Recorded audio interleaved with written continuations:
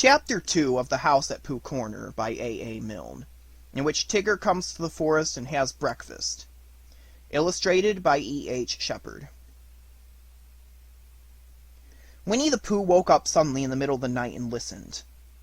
Then he got out of bed and lit his candle and stumped across the room to see if anybody was trying to get into his honey cupboard. And they weren't. So he stumped back again, blew out his candle, and got into bed. Then he heard the noise again. "Is that you, Piglet?" he said, but it wasn't. "Come in, Christopher Robin," he said. But Christopher Robin didn't. "Tell me about it tomorrow, Eeyore," said Pooh sleepily. But the noise went on. Said whatever it was, and Pooh found that he wasn't asleep after all.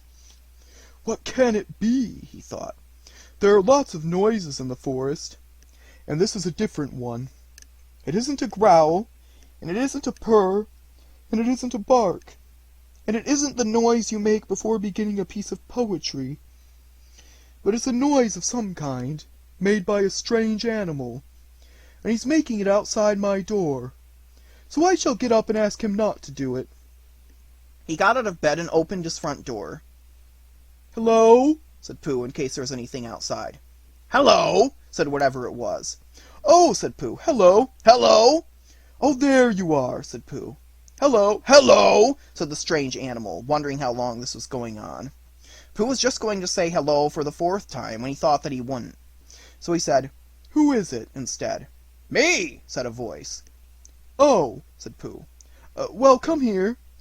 So whatever it was came here, and in the light of the candle he and Pooh looked at each other. "I'm Pooh," said Pooh. "I'm Tigger," said Tigger. "Oh," said Pooh. For he had never seen an animal like this before. "Does Christopher Robin know about you?" "Of course he does," said Tigger. "Well," said Pooh, "it's the middle of the night, which is a good time for going to sleep, and tomorrow morning we'll have some honey for breakfast. Do Tiggers like honey?" "They like everything," said Tigger cheerfully. "Then if they like going to sleep on the floor, I'll go back to bed," said Pooh, "and we'll do things in the morning. Good night." And he got back into bed and went fast asleep. When he awoke in the morning, the first thing he saw was Tigger, sitting in front of the glass and looking at himself. "Hello," said Pooh. "Hello," said Tigger. "I've found somebody just like me. I thought I was the only one of them." Pooh got out of bed and began to explain what a looking-glass was. But just as he was getting to the interesting part, Tigger said, "Excuse me a moment, but there's something climbing up your table." And with one loud "wah, wah, wah, wah, wah, wah, wah," he jumped at the end of the tablecloth, pulled it to the ground, wrapped himself up in it 3 times, rolled to the other side of the room, and after a terrible struggle, got his head into the daylight again, and said cheerfully, "Have I won?" "That's my tablecloth," said Pooh, as he began to unwind Tigger. "I wondered what it was," said Tigger. "It goes on the table, and you put things on it." "Then why did it try to bite me when I wasn't looking?" "I don't think it did," said Pooh. "It tried," said Tigger, "but I was too quick for it." Pooh put the cloth back on the table, and he put a large honey pot on the cloth, and they sat down to breakfast. And as soon as they sat down, Tigger took a large mouthful of honey, and he looked up at the ceiling with his head on one side, and made exploring noises with his tongue, and considering noises, and what have we got here noises. And then he said in a very decided voice, "Tiggers don't like honey." "Oh," said Pooh, and tried to make it sound sad and regretful. "I thought they liked everything." "Everything except honey," said Tigger. Pooh felt rather pleased about this, and said that as soon as he finished his own breakfast, he would take Tigger round to Piglet's house, and Tigger could try some of Piglet's haycorns. "Thank you, Pooh," said Tigger, "because haycorns is really what Tiggers like best." So after breakfast they went round to see Piglet, and Pooh explained as they went that Piglet was a very small animal who didn't like bouncing, and asked Tigger not to be too bouncy just at first. And Tigger, who had been hiding behind trees and jumping out on Pooh's shadow when it wasn't looking, said that Tiggers were only bouncy before breakfast, and that as soon as they had had quite a few haycorns, they became quiet and refined. So by and by they knocked at the door of Piglet's house. "Hello, Pooh! said Piglet. Hello, Piglet. This is Tigger. Oh, is it? Said Piglet, and he edged round to the other side of the table. I thought Tiggers were smaller than that. Not the big ones, said Tigger. They like acorns, said Pooh. So that's what we've come for, because poor Tigger hasn't had any breakfast yet. Piglet pushed the bowl of acorns towards Tigger and said, Help yourself. And then he got close up to Pooh and felt much braver and said, So you're Tigger. Well, well, in a careless sort of voice. But Tigger said nothing because his mouth was full of acorns. After a long munching noise, he said, And when Pooh and Piglet said, What? He said, Excuse me, and went outside for a moment. When he came back, he said firmly, Tiggers don't like acorns. But you said they liked everything except honey, said Pooh. Everything except honey and acorns, explained Tigger. When he heard this, Pooh said, Oh, I see. And Piglet, who was rather glad that Tiggers didn't like acorns, said, What about thistles? Thistles, said Tigger, is what Tiggers like best. Then let's go along and see Eeyore, said Piglet. So three of them went. And after they walked and walked and walked, they came to the part of the forest where Eeyore was. Hello, Eeyore, said Pooh. This is Tigger. What is? Said Eeyore. This, explained Pooh and Piglet together. And Tigger smiled his happiest smile and said nothing. Eeyore walked all round Tigger one way, and then turned and walked all round him the other way. What did you say it was? He asked. Tigger. Ah, said Eeyore. He's just come, explained Piglet. Ah, said Eeyore again. He thought for a long time, and then said, When is he going? Pooh explained to Eeyore that Tigger was a great friend of Christopher Robin's, who had come to stay in the forest. And Piglet explained to Tigger that he mustn't mind what Eeyore said, because he was always gloomy.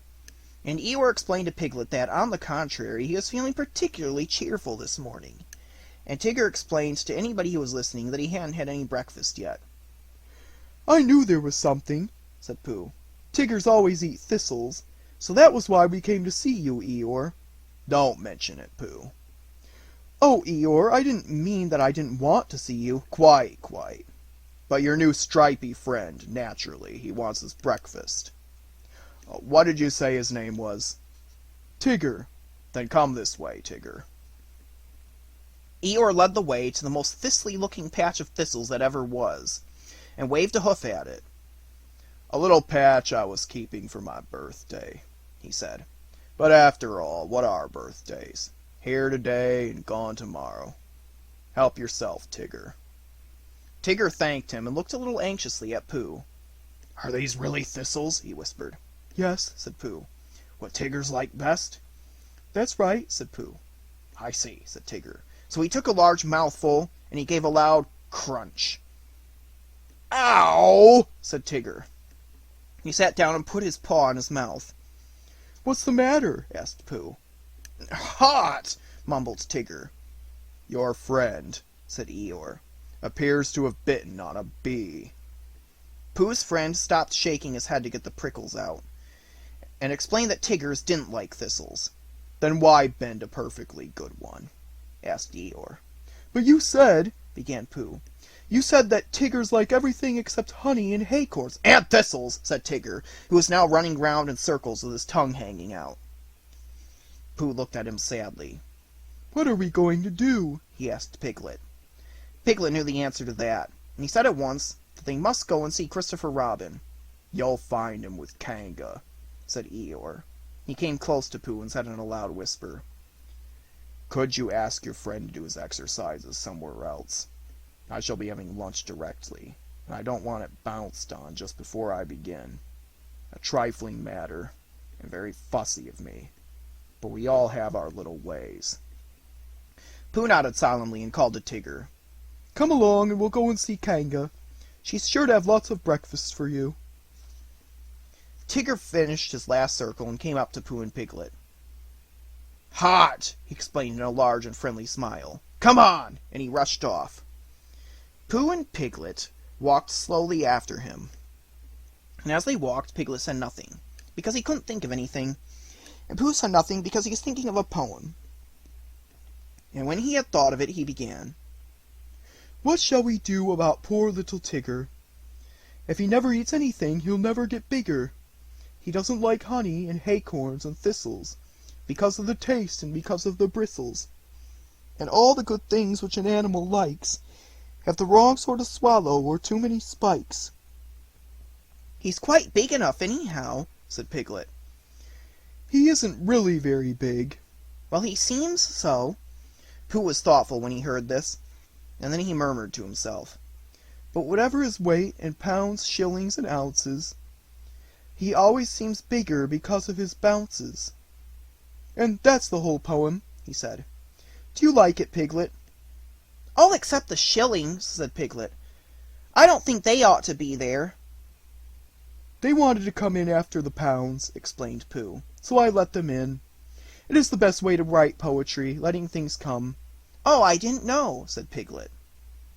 Tigger had been bouncing in front of them all this time, turning round every now and then to ask, Is this the way? And now at last they came in sight of Kanga's house, and there was Christopher Robin. Tigger rushed up to him. Oh, there you are, Tigger, said Christopher Robin. I knew you'd be somewhere. I've been finding things in the forest, said Tigger importantly. I found a Pooh and a Piglet and an Eeyore, but I can't find any breakfast. Pooh and Piglet came up and hugged Christopher Robin, who explained what had been happening. Don't you know what Tigger's like? Asked Pooh. I expect if I thought very hard I should know, said Christopher Robin. But I thought Tigger knew. I do, said Tigger. Everything there is in the world except honey and acorns and... What were those hot things called? Thistles. Yes, and those. Oh, well then, Kanga can give you some breakfast. So they went into Kanga's house, and when Roo had said, Hello, Pooh, and Hello, Piglet, once, and Hello, Tigger, twice, because he had never said it before and it sounded funny, they told Kanga what they wanted. And Kanga said, very kindly, Well, look in the cupboard, Tigger dear, and see what you'd like. Because she knew at once that, however big Tigger seemed to be, he wanted as much kindness as Roo. Shall I look too? Said Pooh, who was beginning to feel a little 11 o'clock-ish. And he found a small tin of condensed milk. And something seemed to tell him that Tigger's didn't like this, so he took it into a corner by himself, and went with it to see that nobody interrupted it. But the more Tigger put his nose into this and his paw into that, the more things he found which Tigger's didn't like. And when he had found everything in the cupboard and couldn't eat any of it, he said to Kanga, What happens now? But Kanga and Christopher Robin and Piglet were all standing round Roo, watching him have his extract of malt. And Roo was saying, Must I? And Kanga was saying, Now, Roo, dear, you remember what you promised. What is it? Whispered Tigger to Piglet. His strengthening medicine, said Piglet. He hates it. So Tigger came closer, and he leaned over the back of Roo's chair, and suddenly he put out his tongue and took one large go-wallop. And with a sudden jump of surprise, Kanga said, Oh! And then clutched at the spoon again just as it was disappearing, and pulled it safely back out of Tigger's mouth. But the extract of malt had gone. Tigger, dear, said Kanga. He's taken my medicine, he's taken my medicine, he's taken my medicine, sang Roo happily, thinking it was a tremendous joke. Then Tigger looked up at the ceiling, and closed his eyes, and his tongue went round and round his chops, in case he had left any outside. And a peaceful smile came over his face, as he said, So that's what Tigger's like! Which explains why he always lived at Kanga's house afterwards, and had extract of malt for breakfast, dinner, and tea. And sometimes, when Kanga thought he wanted strengthening, he had a spoonful or two of Roo's breakfast after meals as medicine. But I think, said Piglet to Pooh, that he's been strengthened quite enough.